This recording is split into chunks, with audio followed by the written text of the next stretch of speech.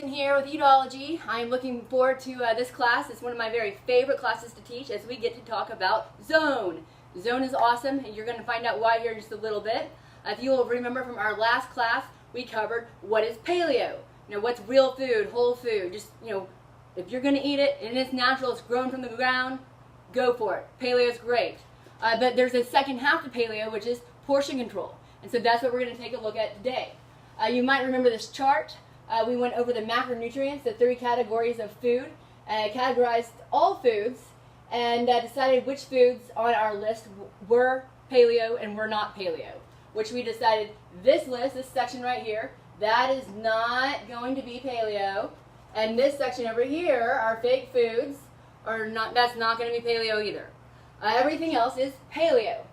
So the goal today is to determine what portions to eat these foods in to get the best result. So to give you a little bit of background on Zone, just real quick, real brief, Dr. Barry Sears designed the Zone diet. He's a cancer and diabetic research doctor who, his whole premise was he believed that he could use food in the place of drugs in the human body in order to get the results that he was looking for, which reduce inflammation, rehabilitation, things like that. But ultimately, what the Zone means for you, what he's done for you, is he's put food in a ratio, in a proportionate ratio to balance out your hormone levels, ultimately. So that's kind of cut and dry of what Zone is.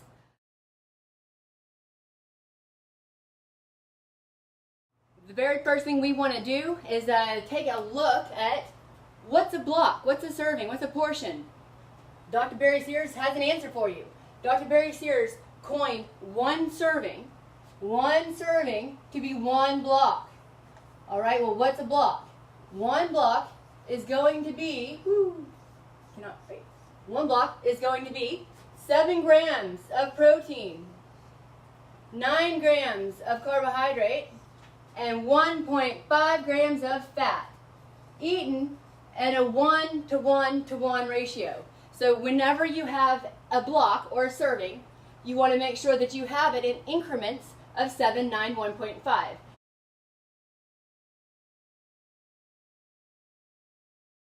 So you'll be eating in multiple increments of this. You won't just be eating 7, 9, 1.5, most likely as a solid meal. But you will want to make sure that you scale your foods up and you scale them across the board. So 7 grams of protein, 9 grams of carb, 5 grams of fat. Would that be a block? No. 14 grams of protein, 18 grams of carbs, 3 grams of fat. Would that be a block? Yes, that would be. That would actually be 2 blocks. So that's kind of the way that we want to make sure that we keep the macronutrients in a ratio. That was what Dr. Barry Sears was intending when he designed this way of eating.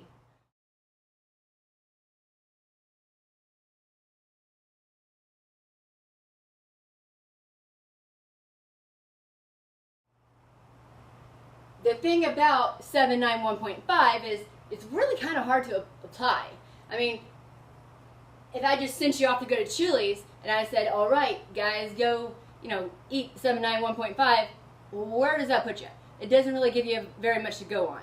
So I will show you, I'll show you in food form what 7 grams of protein looks like. So we'll start over here. 7 grams of fish. It's pretty much going to be about 1.5 ounces. Now I do suggest weighing and measuring. If you have a scale, you've got measuring cups, you're going to want to whip those suckers out and at least use it for the very first week. But fish is about 1.5 ounces per block. Chicken, typically about 1 ounce. Turkey, about 1 ounce. Beef, let's say it's ground beef. All right, we'll go for some ground beef. We're going to say that's 1.5 ounces. So 1.5 ounces is equal to 7 grams. Pork, about 1 ounce. We've got some eggs down here. 2 egg whites. So 2 egg whites are going to be a block.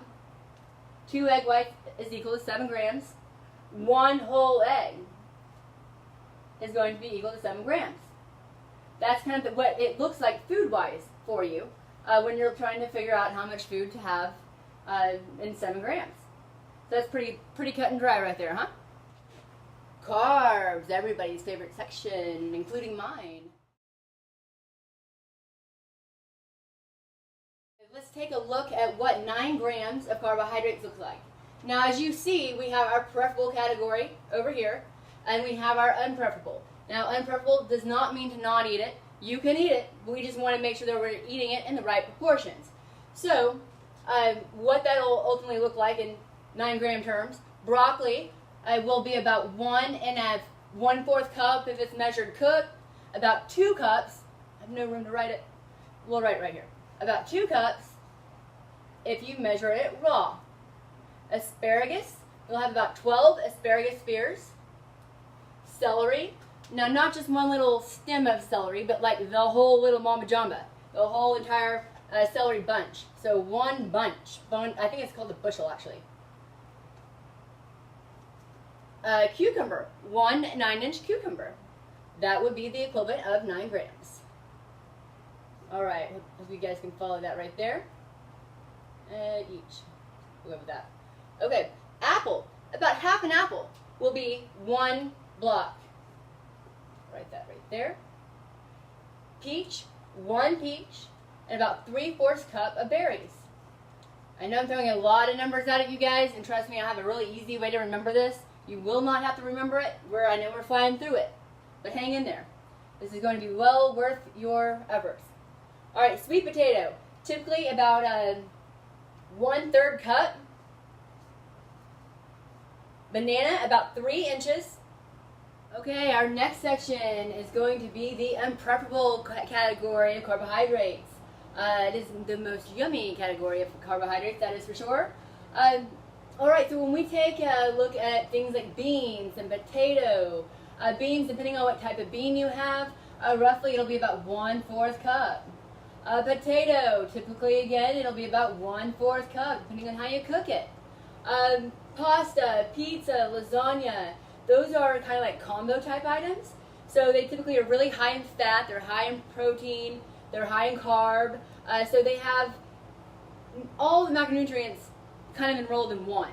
But what they're going to be especially high in will be the carbohydrate section. So that's why we really categorize them more of a carb than anything else. And in general for this section, I have a little saying, when in doubt, 1/4 cup it out. And that will apply to just about everything that is not on this category, not in our paleo food group. So if you use 1/4 of a cup, it's a good rule of thumb that it'll be, that's a good principle to go by. Now, you should be eating this, sparingly. You shouldn't be eating, all of your meals should not necessarily be composed of unpreferable carbohydrate sources.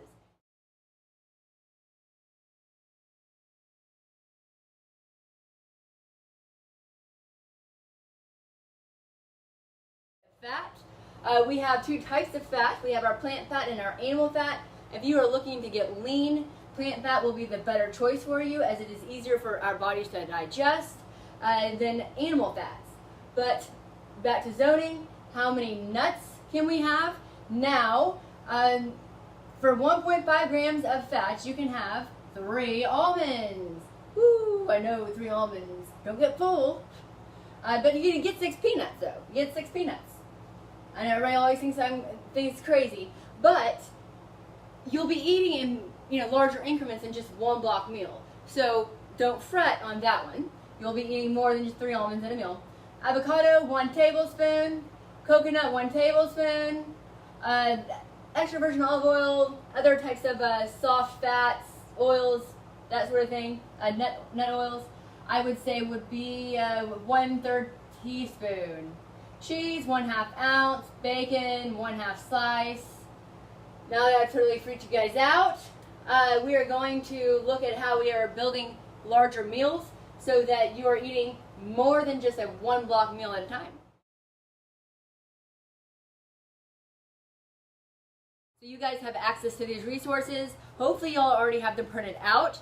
You will be able to see there are going to be 2 different sheets. We have our preferable carbohydrate list. and our unpreferable.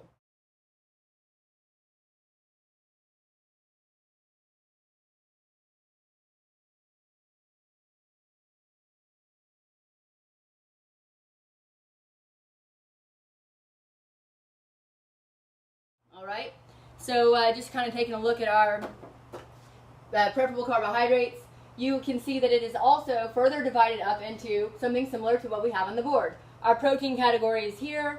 We have our preferable carbohydrates here. We have a raw version and a cooked version. And then we have our fats, all right? So these are ultimately, it's like a cheat sheet for figuring out how much food you can have for 7, 9, 1.5. So it's kind of like a mix and match, chug and plug type thing. It's awesome. It's super handy to use, and I highly recommend using it at least for the very first week that you are getting used to this.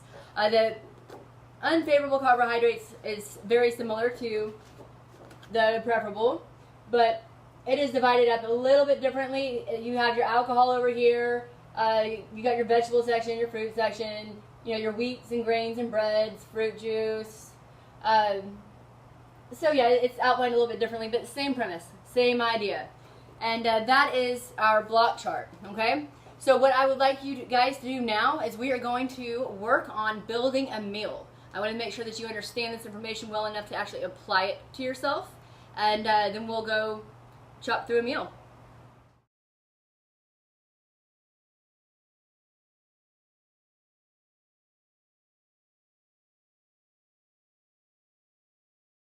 We have right here our meal builder. You guys have this template.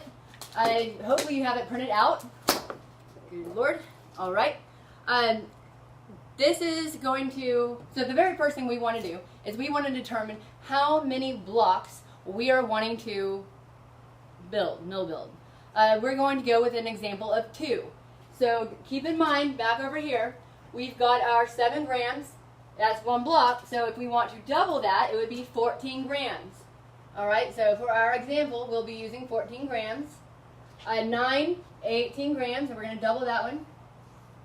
And for a 2 block, we're going to double that one as well for 3 grams. All right, so now that becomes a 2 block meal. And we're going to designate 2 blocks right up here. So we are building 2 blocks. And I will tell you in just a little bit how you know what meal size to build. We're going to build a meal first. Okay, so now we're going to use our block chart. Yeah, you can use this that we have up here as well, whichever one you like. And let's just select a protein, all right? So we're going to take a look at our favorable list right here.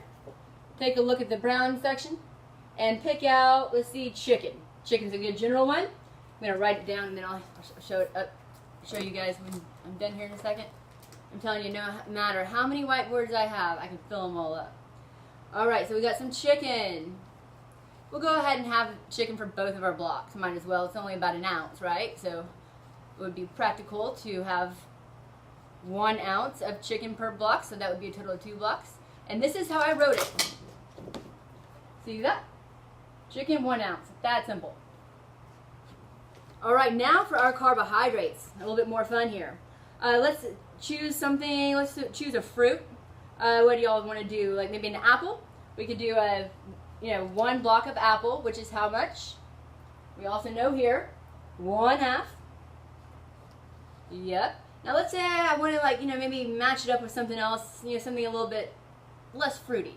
Maybe we would go with 1 cucumber. You could have a cucumber, slice a cucumber with that apple. 1 9-inch cucumber. Very good. And here is how I wrote it. Like that. And then for our fat, we're going to keep our fat simple too. We want to primarily try to stick to 1 ingredient foods as we're getting used to this the very first week or 2. For our fats, let's go for some almonds. Almonds are great. And how many almonds can we have? 3. There we go. And now we have zoned a 2 block meal. That is exactly what your meal will look like. Woo, there you go. Okay, now let's say we want to spice it up a little bit. Maybe, we really don't feel like eating a cucumber. We want something a little bit more easy to take with us. I would say eat the other half of the apple. So we would just replace the cucumber with the other 1/2 apple. Pretty easy. Leaving you with this. Now let's say, here's a fun one. Let's say that we want to go, maybe we're going out on a date, all right? And we want to have a 3-block meal. So now let's say that we know we're going to go to a nice steakhouse, and we know that we want some steak. So we're going to go ahead and select steak for all 3 of our protein. We'll get maybe a little bit leaner cut of a steak. Now here, you're going to have to bear with me here. I'm going to go ahead and hang that up. Can you guys see that? Yes, you can. That's perfect. I probably should put it up there to begin with. Oh, well. Okay, so then we are going to have one more protein over here, which is going to be steak again. And it's still going to be 1 ounce. All right, now we are not going to be eating apple at, the steak house. We probably want to have maybe some wine. How about we go for a nice glass of wine? Maybe you want 2 glasses of wine. We can make that happen. So along with your wine, you know that you're going to be wanting to have your asparagus with your steak. So you would choose 12 asparagus spears, as we know right here. And then your vino, which you'll have right here. 4 ounces, 1 glass, and then 1 right down here.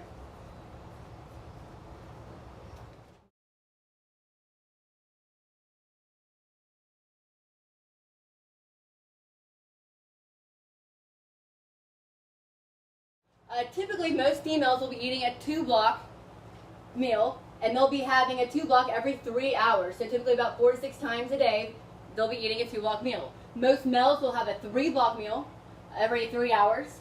That will typically be about 10 to 12 total blocks per day for a female, and 15 to 18 total blocks per day for a male. And remember, 4 to 6 is, generally 4 to 6 times. Don't get too hung up on time. Your body will tell you for sure when you're hungry. Now we have our 6 meals here. We have our breakfast, our lunch, and our dinner. Now our most successful clients are those clients of ours who they'll eat Eatology 3 times a day, at least for the very first week or 2, to really be able to put a visual on what these 2-block, 3-block meals look like. Different food portions, different food combinations. They get introduced to new foods that they might not have known they even liked. And so that's a really good benefit of having the Eatology. And then you'll have building your own meal for your in-between meals. So whether you want to call them meals or snacks, you're eating the same amount of food, 2 blocks throughout the day, building your meal here, learning, practicing, applying it.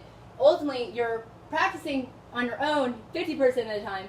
The other 50%, Eatology has a perfectly zoned meal for you there. So we know exactly what goes in, and you're able to get just that much more result out of it quicker because you're narrowing down the amount of inaccuracy, weighing and measuring, just the learning curve of learning how to do all this. And that's a really big bonus on why Eatology is really handy to have when you're starting to learn this lifestyle.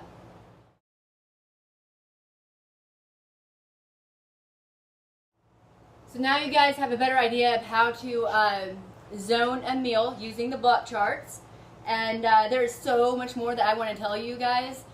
I love a lot of the sciencey stuff that really goes into why zone works, but we're going to save that for a little bit later on so that you guys can get some practice with this. I don't want to overload you. I know it's a lot of information, but make sure that you send us your questions. I'll be absolutely happy. Actually, I'll be thrilled if you'll send me questions so I know that I'm on the right track, what I need to address next.